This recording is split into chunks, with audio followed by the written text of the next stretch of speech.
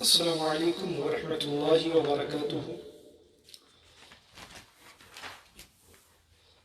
الحمد للہ رب العالمین والصلاة والسلام علی سید المرسلین وعلی آلہ وصحبہ واہل بیتہ اجمعین، اما بعد فاعوذ باللہ من الشیطان الرجیم، بسم اللہ الرحمن الرحیم۔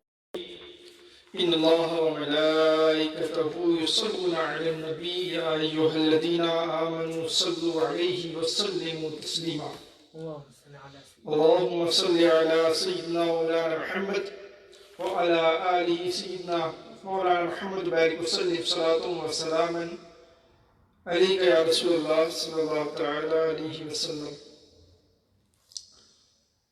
معزز ناظرین، اللہ کا شکر و احسان ہے کہ آج درس بخاری کا ہم 8واں سبق لے کر حاضر خدمت ہوئے ہیں۔ آج کتاب الایمان سے ہی ہم ایک اور حدیث پاک پر روشنی ڈالیں۔ یہ حدیث کتب احادیث میں حدیث جبریل کے نام سے جانی جاتی ہے، اور حدیث احسان تصوف میں صوفیہ اکرام اور تصوف اور خانقاہوں میں یہ حدیث احسان کے نام سے جانی جاتی ہے۔ آج اسی حدیث کو ہم لے کر حاضر خدمت ہوئے ہیں، اور اس پر انشاءاللہ تبارک و تعالی روشنی ڈالنے کی کوشش کریں گے۔ آپ تمام ناظرین جو سن رہے ہیں، ان تمام کے لیے اللہ تبارک و تعالی سے دعا ہے کہ ہم اور آپ کو حدیث پاک سننے کا ثواب عطا فرمائے، اور حدیث پاک سن کر اس پر عمل کی توفیق عطا فرمائے۔ بہرحال حدیث پاک ہے، حضرت امام بخاری نقل کرتے ہیں، حدثنا مسدد قال حدثنا اسماعیل بن ابراہیم اخبرنا ابو حیان التیمی عن ابی زرعہ عن ابی ہریرہ قال كان النبي صلى الله تعالى عليه وسلم بارزا يوما للناس فأتاه رجل فقال ما الإيمان۔ ہم سے حضرت امام بخاری کہتے ہیں کہ ہم سے یہ حدیث بیان کی مسدد نے، وہ کہتے ہیں کہ ہم سے یہ حدیث بیان کی حدثنا، ہم سے یہ حدیث بیان کی اسماعیل ابن ابراہیم نے، وہ کہتے ہیں کہ ہمیں خبر دی، ہم سے حدیث بیان کی ابو حیان نے، وہ روایت کرتے ہیں ابو زرعہ سے، وہ روایت کرتے ہیں صحابی رسول حضرت ابو ہریرہ رضی اللہ تعالی عنہ سے۔ ابو ہریرہ رضی اللہ تعالی عنہ صحابی رسول ہیں، یہ اس حدیث کے راوی ہیں، اور ان کی مختصر بایوگرافی اور سوانح حیات میں نے پچھلے اسباق میں سے کسی سبق میں عرض کیا تھا، بیان کیا تھا، اس لیے میں آگے بڑھتا ہوں۔ حضرت ابو ہریرہ سے روایت ہے، وہ فرماتے ہیں کان النبی صلی اللہ تعالی علیہ وسلم بارزا یوما للناس، لوگوں کی مجمع میں، اجتماع عام میں رحمت عالم سرور دو عالم احمد مصطفیٰ روحنا فدا صلی اللہ تعالی علیہ وسلم تشریف فرما تھے، حضور تشریف فرما تھے۔ فَأَتَاهُ رَجُلٌ، تو ایک شخص آئے۔ یہ بخاری شریف کی یہ جو حدیث پاک ہے، یہ اور بھی جگہوں پر مسلم شریف میں اور ان کے علاوہ اور بھی کتب حدیث میں کچھ تقدیم و تاخیر اور کمی بیشی کے ساتھ یہ حدیث دوسری کتابوں میں بھی موجود ہے۔ اگر ان سب کو جمع کیا جائے تو کچھ باتیں اضافی معلوم ہوتی ہیں، اس لیے تفصیل کرتا جاؤں گا۔ بہرحال امام بخاری رحمۃ اللہ تعالی علیہ کی حدیث فرماتے ہیں، امام ابو ہریرہ رضی اللہ تعالی عنہ، یہ حدیث حضرت ابو ہریرہ سے بھی مروی ہے، حضرت عمر رضی اللہ تعالیٰ عنہ سے بھی مروی ہے، حضرت انس رضی اللہ تعالیٰ عنہ سے بھی مروی ہے، دیگر صحابہ اکرام سے حدیث مروی ہے۔ تو میں تمام احادیث جو دیگر کتب میں بھی موجود ہیں ان کی بھی باتیں یہاں آپ کو بیان کرتا جاؤں گا ساتھ ساتھ، تاکہ ساری حدیثیں ہمارے سامنے ہوں اور فل واقعہ ہمارے نظروں کے سامنے آ جائے۔ بہرحال حضرت ابو ہریرہ کہتے ہیں ایک روز ہم لوگ بیٹھے ہوئے تھے تو ایک شخص آئے۔ دوسری حدیثوں میں یہ ہے کہ نبی احمد صلی اللہ تعالیٰ علیہ وسلم صحابہ اکرام کے درمیان بیٹھتے تھے، عام طریقے سے بیٹھتے تھے، کوئی خاص حضور کی کوئی خاص اسپیشل کوئی جگہ نہیں ہوتی کہ حضور وہاں بیٹھتے اور نمایاں جو ہے ہر آنے والا بآسانی پہچان لیتا، ایسا نہیں ہوتا، بلکہ صحابہ اکرام کے درمیان بالکل عام طریقے سے حضور بیٹھے رہتے کہ آنے والا حضور کو دیکھتا اور پہچان ہی نہیں پاتا کہ آنے والا یہ مجمع میں کون اللہ کے رسول صلی اللہ علیہ وسلم ہے۔ لوگوں کو پوچھنا پڑتا تھا کہ رسول اللہ کون ہے صلی اللہ تعالیٰ علیہ وسلم۔ چنانچہ صحابہ اکرام نے عرض کیا کہ یا رسول اللہ آپ اجازت دیں تو آپ کے لیے ایک چبوترا بنا دیا جائے، ایک خاص جگہ بنا دی جائے، ممتاز جگہ جہاں آپ تشریف رکھیں اور آنے والے کو پوچھنے کی ضرورت نہ ہو، آپ کو دیکھ کر وہ جان لے کہ آپ اللہ کے رسول صلی اللہ تعالیٰ علیہ وسلم ہیں۔ میرے آقا رحمت عالم صلی اللہ تعالیٰ علیہ وسلم نے اجازت مرحمت فرما دی۔ صحابہ اکرام نے حضور کے لیے چبوترا بنایا، ایک خاص جگہ بیٹھنے کی بنائی، اور پھر نبی رحمت صلی اللہ تعالیٰ علیہ وسلم اسی چبوترے پر تشریف رکھتے تھے اور چبوترے کے ارد گرد صحابہ اکرام بیٹھے رہتے تھے رضوان اللہ تعالیٰ علیہ مجمعین۔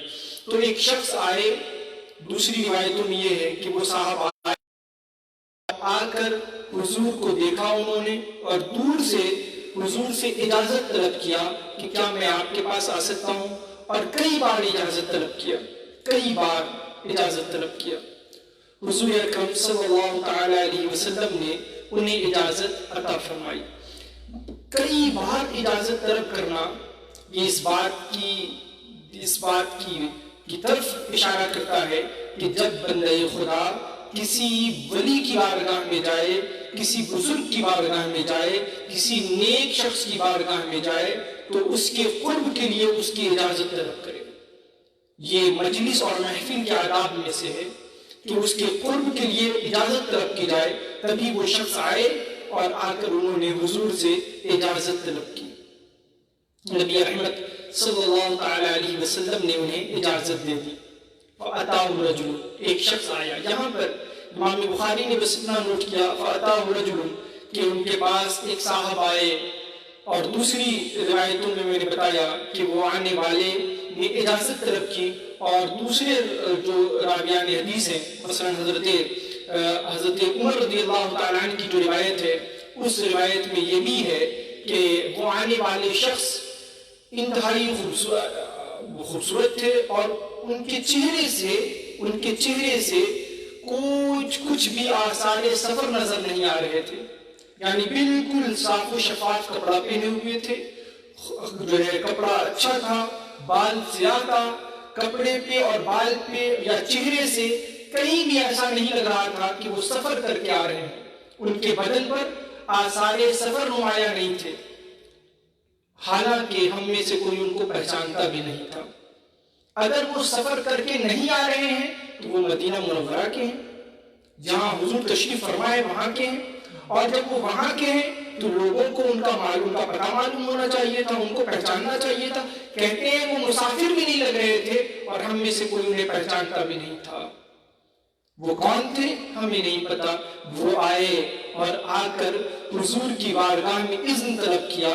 میرے آقا رحمت عالم صلی اللہ تعالیٰ علیہ وسلم نے اذن اور اجازت عطا فرمائی، اور وہ صاحب لوگوں کو کراس کرتے ہوئے رسالت مآب صلی اللہ تعالیٰ علیہ وسلم کی بارگاہ ناز میں حاضر آ گئے، اور اتنے قریب ہوئے، آ کر حضور کے بالکل قریب بیٹھ گئے۔ روایتوں میں ہے کہ ان کا دو زانو بیٹھے، جس طریقے سے نماز میں دو زانو بیٹھتے ہیں ویسے ہی وہ بیٹھے، اور ان کا گھٹنا حضور کے گھٹنے سے مس ہو رہا تھا، حضور کے گھٹنے سے ٹچ ہو رہا تھا۔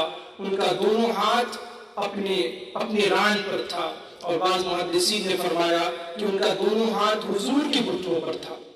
تو یا تو ان کا دونوں ہاتھ اپنے گھٹنے پر تھا یا حضور کے گھٹنے مبارک پر تھا۔ سبحان اللہ! آپ اندازہ کریں، ایک عام شخص آیا ہے محفل نبوت میں نبی اکرم صلی اللہ علیہ وسلم کی بارگاہ میں، اور حضور نے اس کو کس قدر نوازا ہے کہ حضور اکرم صلی اللہ علیہ وسلم کے قریب آ گئے اور آ کر حضور کے گھٹنے مبارک سے گھٹنا ملا کر بیٹھ گئے۔ یہ حضور نے یہ تعلیم دی ہے کہ جب شاگرد بارگاہ میں آئے تو اسے بے پناہ محبت دینی چاہیے، بے پناہ محبت دینی چاہیے، اور شاگرد استاذ کی بارگاہ میں آئے یا کسی بڑے کی بارگاہ میں جایا جائے تو بیٹھنے کا طریقہ ادبی ہو، ادباً جو ہے بیٹھنے اور کھڑے ہونے کا طریقہ یا اس محفل میں رہنے کا طریقہ ادب پر مشتمل ہو، بے ادبی نہ ہو۔ آنے والے صاحب حضور کے قریب بیٹھ گئے اور دو زانو بیٹھے، اس لیے کہ دو زانو بیٹھنا ادب کا اشارہ کرتا ہے۔ وہ دو زانو بیٹھ گئے اور رحمت عالم صلی اللہ تعالی علیہ وسلم سے انہوں نے کچھ سوال کیے، فیو کوشچن انہوں نے حضور اکرم صلی اللہ علیہ وسلم سے کیے، جن میں پہلا کوشچن تھا، یا رسول اللہ فقال من ایمان، یا رسول اللہ ایمان کیا ہے؟ اے اللہ کے رسول ایمان کیا ہے؟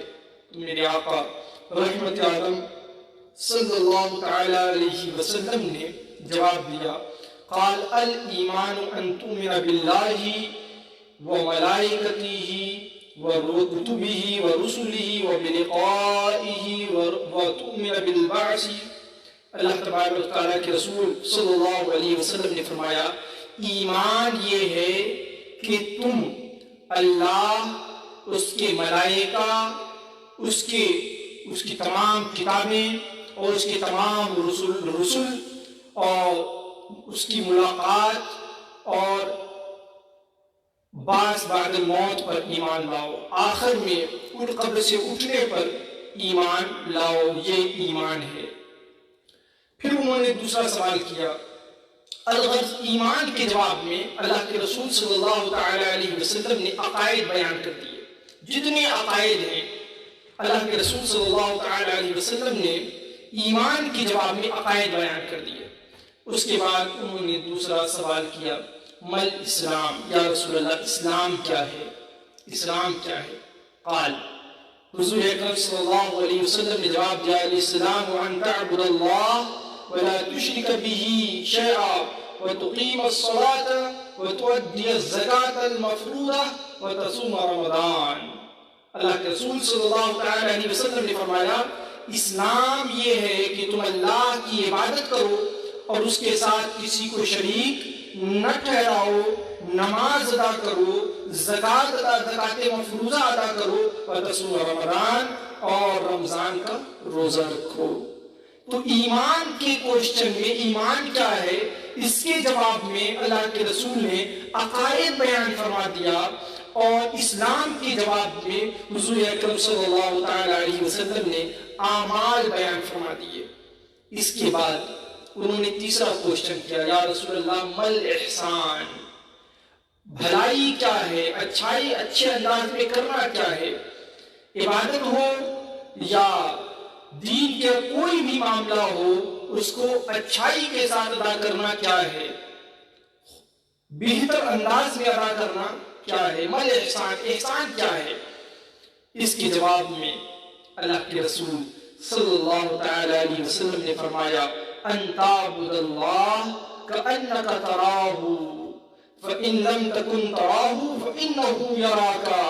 اللہ کے رسول نے فرمایا، احسان یہ ہے، بھلا اچھائی کے ساتھ اچھائی کرنا یہ ہے، اور عمل ہو یا عبادات ہو، ان کو اچھے انداز میں ادا کرنا یہ ہے کہ تم اللہ کی عبادت ایسے کرو گویا کہ تم اسے دیکھ رہے ہو، اللہ کی عبادت ایسے کرو گویا تم اسے دیکھ رہے ہو، اور اگر یہ نہ ہو سکے فَإِن لَمْ تَكُنْ تَرَاهُ، اور اگر یہ نہ ہو سکے فَإِنَّهُ يَرَاكَ، تو یہ خیال رکھو اور اس پر خیال جما لو کہ اللہ تمہیں دیکھ رہا ہے۔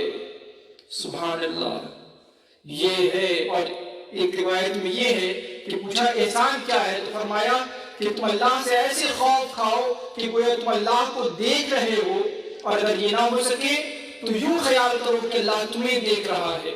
تو تمام معاملات میں، عبادات ہوں یا اور دیگر معاملات، دیگر عبادتیں ہوں، ان سارے حالات میں اپنی پوری زندگی میں حضور نے درس دیا ہے، حضور نے درس دیا ہے کہ اپنی زندگی کیسے گزارو۔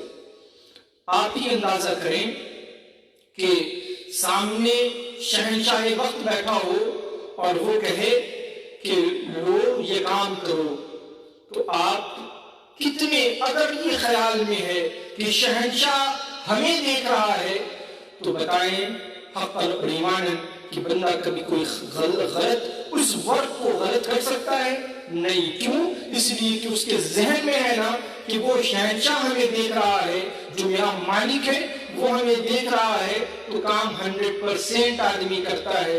اسی طریقے سے اگر بادشاہ کا تخت سجا ہو اور آپ اس کے سامنے کھڑے ہوں، وہ آپ اسے دیکھ رہے ہوں، تو بندہ سراپا ادب بن کر کھڑا رہتا ہے کہ کوئی جو ہے اس سے غلطی نہ ہو جائے کہ بادشاہ کی نظریں اس کی طرف ہیں۔ یہ تو دنیاوی معاملات ہیں۔ بلا تمثیل اگر بندہ یہ خیال کرے کہ گویا کہ اللہ کو وہ دیکھ رہا ہے، تو کبھی بھی وہ عبادت میں کبھی بھی اس کی خوشی اور خضوع ختم نہیں ہوگا، بلکہ اس کی عبادت اعلیٰ معیار کی ہو جائے گی۔ حضور فرماتے ہیں اگر یہ نہ ہو سکے، یہ تو بہت بڑی چیز ہے، اگر یہ نہ ہو سکے تو کم سے کم یہ خیال کرو کہ اللہ تمہیں دیکھ رہا ہے، یہ خیال بھی آ جائے تو بندہ اپنی عبادات کو خالص اللہ کے لیے ادا کرے گا، نہ اس میں نام و نمود ہوگا، نہ اس میں ریا کا دخل ہوگا، نہ اس میں دکھاوے کا دخل ہوگا، اور نہ ہی اس میں کوئی اور تصنع اور بناوٹ کا دخل ہوگا۔ وہ عمل خالص اللہ کے لیے ہو جائے گا۔ اللہ کے رسول صلی اللہ تعالیٰ علیہ وسلم نے احسان کے جواب میں فرمایا تم اللہ کی عبادت ایسے کرو گویا کہ تم اللہ کو دیکھ رہے ہو، اور اگر یہ نہ ہو سکے تو یہ خیال کرو کہ اللہ تمہیں دیکھ رہا ہے۔ یہاں پر میں بتاؤں کہ 3 درجے ہیں عبادت کے 3 درجے ہیں۔ پہلا درجہ تو یہ ہے کہ فقہ میں جس طریقے کی تفصیلات آئی ہیں، ان تفصیلات کی روشنی میں نماز کو ادا کر دیا جائے یا عبادات کو ادا کر دیا جائے۔ جس کی جو تفصیل آئی ہے اس تفصیل کے مطابق ارکان کو ادا کر دینا، ایک تو یہ درجہ ہے عبادت کا، یہ درجہ عوام کا ہے، یعنی اتنا کر لینے سے آپ عبادت جو فرض آپ کے ذمہ ہے وہ ثابت ہو جائے گا۔ لیکن اس سے اعلیٰ درجہ کیا ہے؟ جو ولیوں کا درجہ ہے، دوسرا درجہ یہ ہے کہ بندہ یہ خیال کرے کہ اللہ تبارک و تعالیٰ اسے دیکھ رہا ہے، وہ خالق، وہ مالک، وہ رب کائنات ہمیں دیکھ رہا ہے۔ ظاہر ہے یہ درجہ بھی پہلے درجے سے کا بہت بلندر ہے۔ یہ خاص لوگوں کا درجہ ہے، اللہ کی جو ولی ہے ان کا درجہ ہے کہ وہ نماز میں یہ کیفیت پیدا ہو جائے۔ اور تیسرا درجہ وہ کیا ہے؟ وہ سب سے اعلیٰ درجہ ہے، اخص الخاص کا درجہ، وہ ہے کہ جب تم نماز پڑھو تو یہ خیال کرو گویا کہ تم اللہ کو دیکھ رہے ہو۔ اللہ اکبر۔ جب بندہ یہ خیال کرے کہ وہ اللہ کو دیکھ رہا ہے، گویا کہ وہ اللہ کو دیکھ رہا ہے، تو یہ درجہ بہت بلند ہے، یہ اخص الخاص کا درجہ ہے۔ یہی وہ درجہ ہے جو انسان کو دنیا سے غافل کر دیتا ہے، اور پھر آپ صحابہ کرام کی زندگیوں میں آپ کو نظر آتا ہے، اور یہ اکابرین اساطین امت کی زندگی میں آپ کو نظر آتا ہے کہ وہ نماز کے لیے کھڑے ہوتے ہیں، دنیا سے غافل ہو جاتے ہیں۔ حضرت علی، مولا علی مشکل کشا رضی اللہ تعالیٰ عنہ کو تیر لگا اور لوگوں نے کوشش کیا کہ وہ تیر نکال لیں، لیکن نکل نہیں سکا، تکلیف زیادہ ہو رہی تھی، لوگوں نے چھوڑ دیا۔ ابھی چھوڑ دو، جب علی نماز کے لیے کھڑے ہوں گے تب ہم کوشش کریں گے۔ مولا علی مشکل کشا نماز کے لیے کھڑے ہوئے، اللہ اکبر کہہ کے تکبیر باندھا، اللہ اکبر کہتے ہوئے ہاتھ باندھا، تو مریدین اور معتقدین نے مولائے کل مولائے کائنات رضی اللہ تعالی عنہ کہ جسم نازنین میں جو تیر پیوست تھا اور پہلے درد کی وجہ سے نکل نہیں رہا تھا، انہوں نے کہا یہ اچھا موقع ہے، اب تیر نکال لیا جائے۔ چنانچہ انہوں نے مولا علی کے جسم نازنین میں جو تیر پیوست تھا اس تیر کو نکال لیا، اور حضرت علی کو خبر تک نہ ہوئی۔ مولا علی نماز میں جس طریقے سے منہمک تھے اسی طریقے سے منہمک رہے۔ نماز سے فارغ ہو کر دیکھا تو لوگ موجود ہیں، کثرت سے لوگ موجود ہیں، تو حضرت علی نے سوچا کہ یہ لوگ تیر نکالنے کے لیے آئے ہیں۔ ان سے فرمایا کہ آپ لوگ تیر نکالنے آئے ہو، لو نکال لو۔ تو حضرت علی رضی اللہ تعالیٰ عنہ کو مریدین نے معتقدین نے جواب دیا، حضور جب آپ نماز پڑھ رہے تھے تو نماز کی ہی حالت میں آپ کے جسم سے تیر نکال لیا گیا اور آپ کو خبر تک نہیں ہوئی۔ یہ وہ مقام مرتبہ ہے جب بندہ اس مقام میں آتا ہے تو پھر اسے دنیا کی پرواہ نہیں ہوتی، اسے اپنے خود کا بھی احساس نہیں ہوتا، وہ تو اللہ کے جلوے میں گم ہوتا ہے۔ تو احسان یہ ہے، یہ تصوف کا یہ احسان کے جواب میں جو حضور نے بیان فرمایا ہے، یہ تصوف کا مین منبع اور مرکز ہے۔ اسی سے سارے احکام تصوف یوں کہ لیں اخذ کیے جاتے ہیں۔ سبحان اللہ۔ حضور اکرم صلی اللہ تعالی علیہ وسلم کے 3 سوال کے جب حضور سے 3 سوال کا جواب کیا گیا، حضور نے تینوں کا جواب دے دیا۔ اس کے بعد صاحب نے پھر سوال کیا۔ اچھا یہاں پر یہ بھی ہے دوسری حدیثوں میں کہ وہ سائل سوال کرتے، حضور جواب دیتے۔ حضور کے جواب پر جب وہ جواب سن لیتے تو کہتے کہ آپ سچ فرما رہے ہیں۔ تو صحابہ اکرام کہتے کہ ہمیں تعجب ہوتا، یہ بندہ سوال بھی کرتا ہے، یہ شخص سوال بھی کرتے ہیں اور خود ہی اس کی تصدیق بھی کرتے ہیں، ہمیں تعجب ہوتا تھا۔ بہرحال انہوں نے پھر سوال کیا، سوال یہ تھا کہ قیامت کب ہوگی؟ قال متی الساعۃ، قیامت کب قائم ہوگی؟ قیامت کب قائم ہوگی؟ اس کے جواب میں دوسری جو روایتیں ہیں اس میں یہ ہے کہ حضور سے انہوں نے سوال کیا قیامت کب ہوگی، حضور نے سر جھکا لیا۔ پھر انہوں نے سوال کیا قیامت کب قائم ہوگی، تو حضور نے پھر کوئی جواب نہیں دیا، سر جھکائے رہے۔ انہوں نے تیسری مرتبہ سوال کیا کہ قیامت کب قائم ہوگی، حضور نے پھر بھی خاموشی برتی۔ اور پھر جب انہوں نے سوال کیا تو نبی رحمت صلی اللہ تعالی علیہ وسلم نے جو عظیم الشان جواب دیا ہے اس میں حضور نے فرمایا مل مسئول بعالم من السائل، حضور نے فرمایا مل مسئول عنہا بعالم من السائل، سوال جس سے کیا جا رہا ہے وہ سائل سے زیادہ نہیں جانتا۔ قیامت کب قائم ہوگی اس حوالے سے سائل سے جو سوال کیا جا رہا ہے، مسئول عنہا سے جو سوال کیا جا رہا ہے وہ سائل سے زیادہ نہیں جانتا۔ یہاں پہ حضور نے یہ جواب نہیں دیا کہ میں نہیں جانتا ہوں، قیامت کب قائم ہوگی میں نہیں جانتا، I don't know، یہ جواب نہیں دیا۔ یہ آنسر حضور کا نہیں تھا۔ حضور کا آنسر کیا تھا کہ مل مسئول عنہا بعالم السائل، سوال کرنے والا جس سے سوال کر رہا ہے، جس سے سوال کیا جا رہا ہے وہ سائل سے زیادہ نہیں جانتا۔ یعنی سائل کے پاس جتنا علم قیامت کا ہے اتنا علم مسئول عنہا کے پاس بھی ہے، جس سے سوال کیا جا رہا ہے اس کے پاس بھی ہے۔ سبحان اللہ، سبحان اللہ، کیا خوب جواب دیا نا، کیا خوب۔ یہ نہیں کہا کہ مجھے قیامت کا علم ہی نہیں کب قائم ہوگی، کیوں؟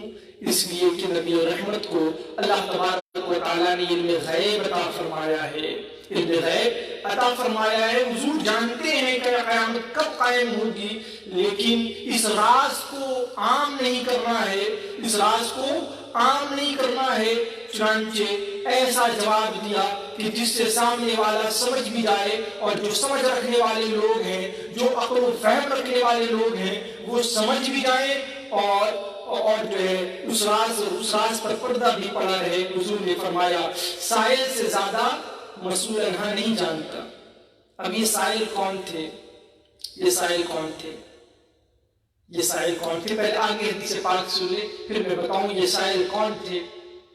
پھر حضور کی حدیث میں ہے کہ وہ سائل کون تھے. اس بات کو ذہن میں رکھیں گے کہ حضور نے فرمایا مسئول عنہا سائل سے زیادہ نہیں جانتا، یعنی جتنا علم سائل کو ہے اتنا ہی علم اس سلسلے میں مسئول عنہا کو ہے، جس سے سوال کیا گیا ہے اس کو ہے. حدیث پاک میں یہ جواب دینے کے بعد حضور نے فرمایا، یا تم نے سوال کیا ہوگا یا حضور نے خود جواب فرمایا کہ میں تمہیں قیامت کی نشانیاں بتاتا ہوں، میں تمہیں قیامت کی نشانیاں بتاتا ہوں. حضور نے فرمایا کہ جب ماں باندیاں اپنے آقا کو جننے لگیں تو یہ قیامت کی نشانی ہے. جب باندیاں اذا ولدت الامۃ ربہا، جب باندیاں اپنے آقا کو جننے لگیں تو سمجھ لو کہ یہ قیامت کی نشانیاں ہیں.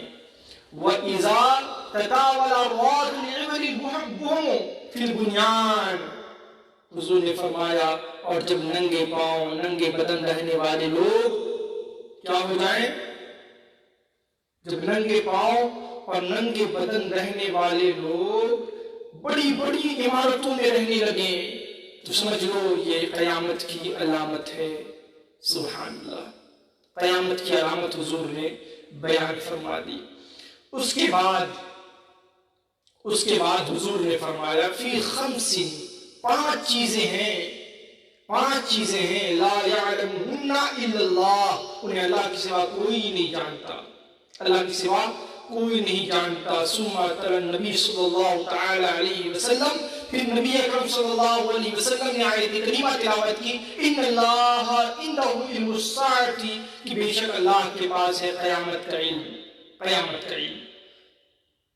بہرحال یہاں پر ثم ادبر، پھر وہ شخص چلے گئے جو سوال کر رہے تھے، وہ اتنی باتیں سننے کے بعد تشریف لے گئے. تو فقال ردوہ، تو نبی اکرم صلی اللہ تعالی علیہ وسلم نے فرمایا یہ صاحب جو چلے گئے نا ان کو لے کر آؤ واپس. فلم یروا شیئا، تو یہ کہتے ہیں کہ ہم لوگ گئے، کیوں گئے؟ تاکہ ان کو لے کر آئیں. تو فرماتے ہیں وہ غائب ہو چکے تھے، وہ ہمیں نظر ہی نہیں آئے. کہاں گئے؟ غائب ہو چکے تھے، وہ ہمیں نظر نہیں آئے. فقالا، تو حضور نے فرمایا یہ صاحب کون تھے جانتے ہو؟ فقال، تو حضور نے فرمایا یہ بھی جو آئے تھے یہ کون تھے جانتے ہو؟ صحابہ نے کہا اللہ و رسولہ اعلم، اللہ جانتا ہے اور اس کے رسول جانتے ہیں، ہم نہیں جانتے. اس کے بعد میرے آقا نے فرمایا فقال ھذا جبرائیل، یہ جبرائیل تھے، یہ آنے والے اور سوال کرنے والے جناب جبرائیل تھے. کیوں آئے تھے؟ جا یعلم الناس دینہم، یہ آئے تھے تمہیں تمہارا دین سکھانے کے لیے، لوگوں کو ان کا دین سکھانے کے لیے یہ تشریف لائے تھے. اللہ اکبر. یہاں سے یہ بات معلوم ہو گئی، آخر حدیث میں یہ بات معلوم ہو گئی کہ یہاں آنے والے حضرت جبریل علیہ السلام تھے، حضرت جبریل علیہ السلام ہیں. اب آپ اوپر والی بات پر آئیے. حضور نے فرمایا، جبریل نے سوال کیا کہ قیامت کب ہوگی؟ اس کے جواب میں میرے آقا نے فرمایا کہ مسئول عنہا، جس سے سوال کیا جا رہا ہے وہ سائل سے زیادہ نہیں جانتا. جبرائیل علیہ السلام ہے، سائل جبرائیل علیہ السلام ہے. حضور نے یہ نہیں فرمایا کہ ہمیں معلوم ہی نہیں ہے قیامت کب آئے گی، اس کی نفی نہیں کی، بلکہ حضور نے فرمایا سائل سے زیادہ نہیں جانتا. سائل کو جتنا علم ہے اتنا علم قیامت کے بارے میں مجھے بھی ہے. اس میں علم کی نفی نہیں ہے، اس میں حضور کے قیامت کے علم کے سلسلے میں حضور کی نفی نہیں ہے، بلکہ حضور اکرم صلی اللہ تعالی علیہ وسلم کو اللہ تبارک و تعالی نے علوم خمسہ کا علم عطا فرمایا تھا. علوم خمسہ کیا ہیں؟ علوم خمسہ قیامت کب ہوگی اس کا علم، ماں کے پیٹ میں کیا ہے اس کا علم، کل بندہ کیا کمائے گا اس کا علم، بارش کب ہوگی اس کا علم، اور کون کہاں مرے گا اس کا علم. ان پانچوں کو علوم خمسہ کہتے ہیں۔ اللہ تبارک و تعالیٰ نے اپنے محبوب کو علوم خمسہ کا علم عطا فرمایا اور حضور کو علم غیب عطا فرمایا ہے۔ یہی اہل سنت و جماعت کا عقیدہ ہے۔ اللہ تبارک و تعالیٰ کا علم ذاتی ہے اور نبی رحمت صلی اللہ تعالیٰ علیہ وسلم کو علم عطائی ہے۔ اللہ تبارک و تعالیٰ کی عطا سے صلی اللہ تعالیٰ علیہ وسلم غیب جانتے ہیں۔ یہ اہل سنت و جماعت کا عقیدہ ہے اور اس پر جو ہے قرآن شاہد ہے، احادیث کریمہ شاہد ہے۔ نبی رحمت صلی اللہ تعالیٰ علیہ وسلم بدر کے میدان میں تشریف لے گئے اور صبح بدر کا معرکہ ہونا تھا، لڑائیاں ہونی تھی اور رات میں حضور تشریف لے گئے، میدان کا معائنہ کیا اور فرمایا کہ کل فلاں شخص یہاں مارا جائے گا۔ لکیر کھینچتے، اپنی جو ہے اسٹک مبارک سے لکیر کھینچتے اور فرماتے کل یہ شخص یہاں مارا جائے گا نام لے کر، پھر فرماتے گول بناتے، فرماتے فلاں شخص یہاں مارا جائے گا، فلاں کافر یہاں مارا جائے گا، فلاں کافر یہاں مارا جائے گا۔ راویان حدیث کہتے ہیں صحابہ کہ کل جب بدر کا معرکہ برپا ہوا اور وہ اس معرکے میں لوگ مارے گئے اور کفار کو ہزیمت ہوئی، شکست ہوئی، اس کے بعد ہم نے دیکھا کہ حضور نے جس شخص کے لیے جو گول دائرہ بنایا تھا اس کی موت کی جگہ کے لیے، ہم نے اپنی آنکھوں سے دیکھا کہ وہ شخص کل اسی جگہ پر موت مرا ہوا پڑا تھا، 1 انچ بھی ادھر ادھر نہیں تھا، بلکہ حضور کی اسی نشان زد مقام پر وہ شخص موت کی مرا ہوا پڑا ہوا تھا۔ میرے بھائی، حضور تو موت سے پہلے ہی خبر دے رہے ہیں نا کہ فلاں جگہ فلاں مارا جائے گا، فلاں جگہ فلاں مارا جائے گا۔ یہی تو ہے علم غیب۔ اللہ تبارک و تعالیٰ نے اپنے محبوب کو علم غیب عطا فرمایا ہے۔ یہاں اللہ تبارک و تعالیٰ کے رسول صلی اللہ تعالیٰ علیہ وسلم کی یہ حدیث آپ نے سنی کہ یہ تمام باتیں جو ہوئی وہ جناب جبریل تھے، سوال کرنے والے جناب جبریل تھے، انہوں نے سوال کیا، ان کے جواب میں نبی رحمت صلی اللہ تعالیٰ علیہ وسلم نے ان کا جواب دیا۔ اور یہ جواب کیوں تھا، یہ سوال کیوں تھا؟ حضور نے فرما دیا یہ سوال و جواب امت کی تعلیم کے لیے تھا، لوگوں کی۔ اب اس میں غور کرتے چلے جائیں، جتنی باتیں ہیں سب کی سب امت کے تعلیم کے لیے ہیں۔ نبی کی بارگاہ میں کیسے آیا جائے، کس طریقے سے عزت طلب کیا جائے، کس طریقے سے بیٹھا جائے، کس طریقے سے حضور کو یاد کیا جائے، کس طریقے سے حضور کو خراج پیش کیا جائے، ساری باتوں کا حل اس میں نظر آتا ہے۔